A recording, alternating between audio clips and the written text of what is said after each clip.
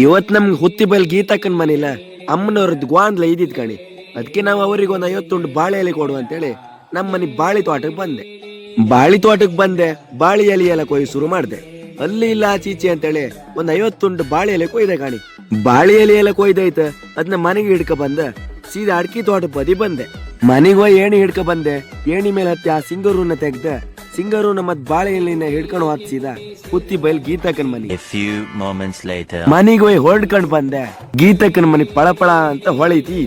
ಈಚಿಂದ ದೇವ್ರಿಗೆ ಹೂವೆಲ್ಲ ಹಾಕ್ತಿದಿ. ಹಂಗೆ ದೇವ್ರ ಪ್ರಸಾದ ಎಲ್ಲ ತಕೊಂಡೆ.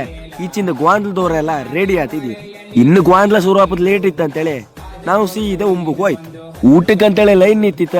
ನಮ್ಮ ಅರ್ಕೆಲ ಮನಿ ಗಾಂವ್ಕರ್ ನಾಯ್ಕರ್ ಕಾಮು ಸಿಕ್ಕರ್ ಗಣಿ. ಅವ್ರೊಟ್ಟಿ ಹಿಂಗೆ ಎಲ್ಲ ಗಮ್ಮತ್ ಮಾತಾಡಿ ನಾವು ಸೀದಾ ಉಂಬು ಬಂದ್ ಊಟ ಮಾಡಿ ಕೈ ತೊಳ್ದ ಮೇಲ್ ಬತ್ತೆ.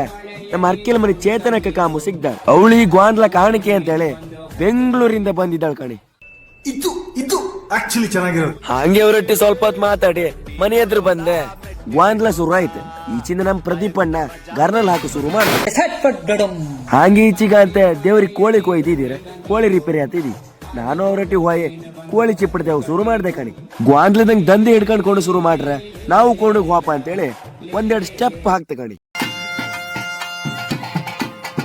ಇನ್ನು ಕುಣಿತ ಕಂಡ್ರ ಇಲ್ಲ ಅಂತೇಳಿ ನಾನ್ ಸೀದಾ ಮನಿ ಬದಿ ಬಂದೆ.